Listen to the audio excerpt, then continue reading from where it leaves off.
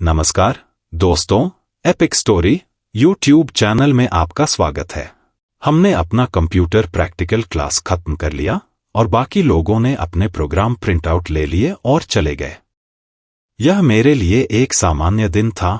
मैं प्रोग्राम को काफी तेजी से हल करने में सक्षम रहा हूं और दूसरों को इसे खत्म करने में भी मदद की है। इस बार एक नई तरकीब मिली। हमें स्क्रीनशॉट लेने के लिए स्क्रीन पर प्रोग्राम आउटपुट के आने का इंतजार नहीं करना पड़ता।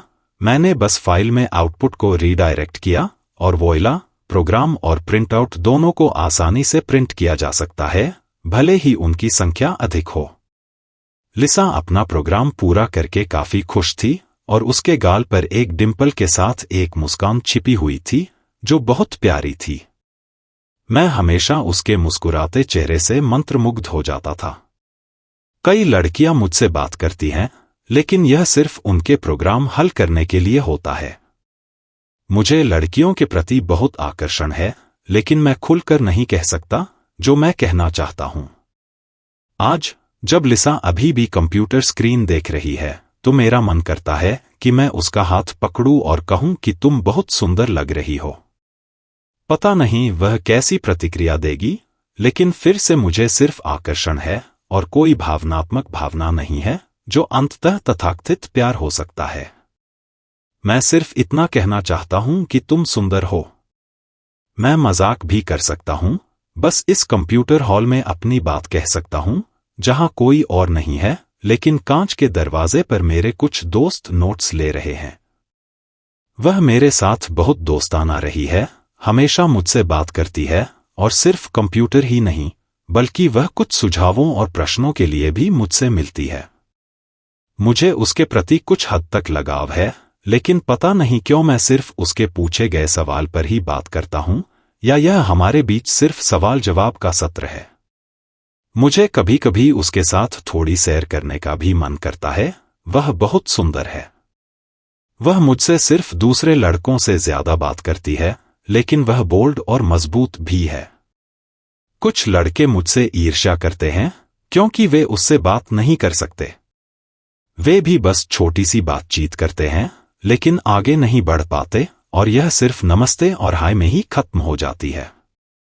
कुछ ने मुझसे प्रोग्रामिंग सीखने की भी कोशिश की ताकि वे उसे आकर्षित कर सकें, लेकिन वह उन्हें यह भी सुझाव देती है कि जब वे भ्रमित हों तो मुझसे मिलें।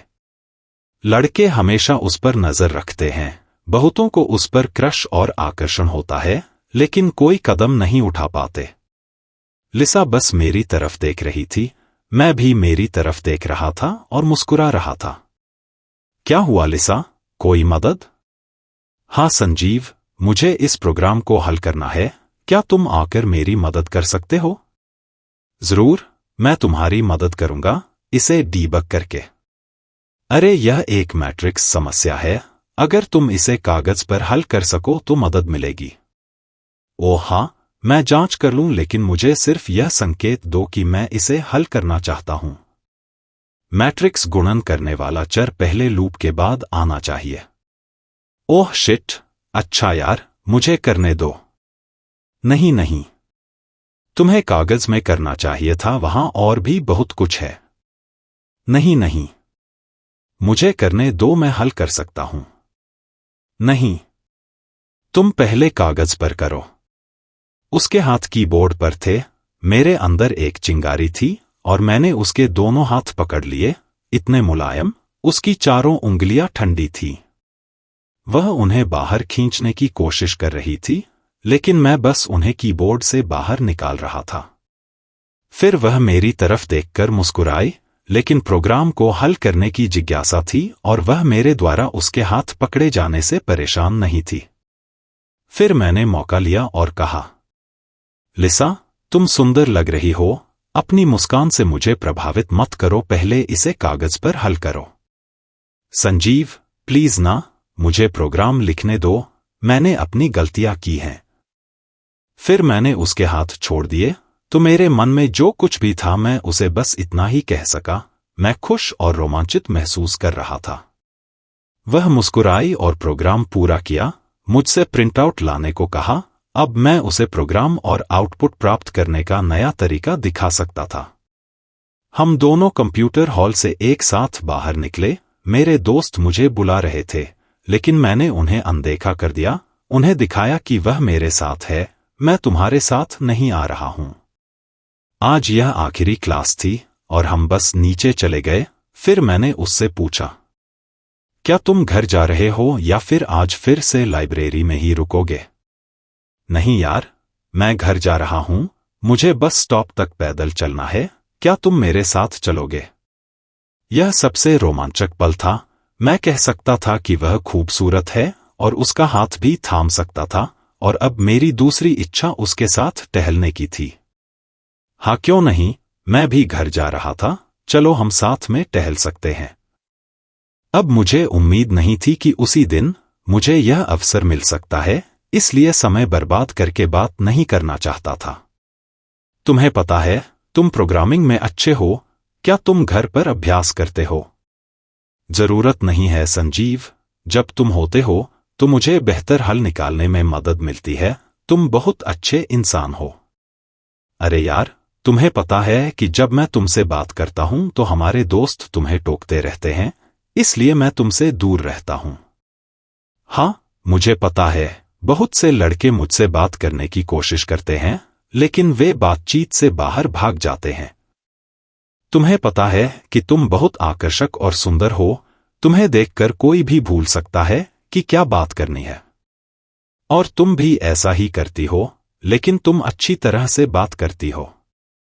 मेरे पास हमेशा बातचीत को प्रोग्रामिंग में बदलने का मौका होता है, इसीलिए यह तुम्हारा अच्छा है। वास्तव में मुझे लगा कि तुम मेरे साथ टहलने नहीं आओगी। ऐसा कुछ नहीं है यार, मुझे परवाह नहीं है कि तुम मुझसे बहुत लंबे हो। यह दूसरों को अजीब लग सकता है, लेकिन मैं तुम्हें एक दोस्त के रूप में पसंद करती हूं। बहुत से लड़के मुझसे छोटे हैं, लेकिन यह स्वाभाविक है, इसलिए परेशान होने की कोई बात नहीं है। हम चल रहे थे और तभी हमने वहां एक छोटी सी भीड़ और फोटोग्राफरों को देखा। संजीव, देखो, एक नई दुकान खुली है, आओ अंदर चलें। अरे रुको, यहां भीड़ है, हम किसी और समय देख सकते हैं। वह दुकान पर चली गई और मैं भी उसके पीछे चला गया। वहां एक फिल्म अभिनेत्री थी जो दुकान खोल रही थी और बहुत सारी तस्वीरें खींची जा रही थी। हम दोनों अभिनेत्री के ठीक बगल में थे जब एक तस्वीर खींची गई। मैं अभी अभी दूर गया था और फिर लिसा कुछ ड्रेस चेक करना चाहती थी। महिलाएं चुनने में ज्यादा समय लेती हैं और खरीदारी में ज्यादा समय लगाती हैं। इसलिए मैंने उसे अलविदा कहा और आगे बढ़ गया। हाँ, हमारी कक्षा की सबसे सुंदर और प्रशंसित लड़की हमसे बहुत लंबी है, लेकिन उसकी मुस्कान, नाक और अब मुझे पता है कि उसका दिल भी सुंदर है। बाकी अगर ये कहानी पसंद आई हो तो इस वीडियो को लाइक करें, और ऐसी और कहानी सुनने के लिए एपिक स्टोरी यूट्यूब चैनल को सब्सक्राइब करें। तब तक मिलते हैं हम आपसे ऐसी ही एक और प्रेरणादायक कहानी के साथ।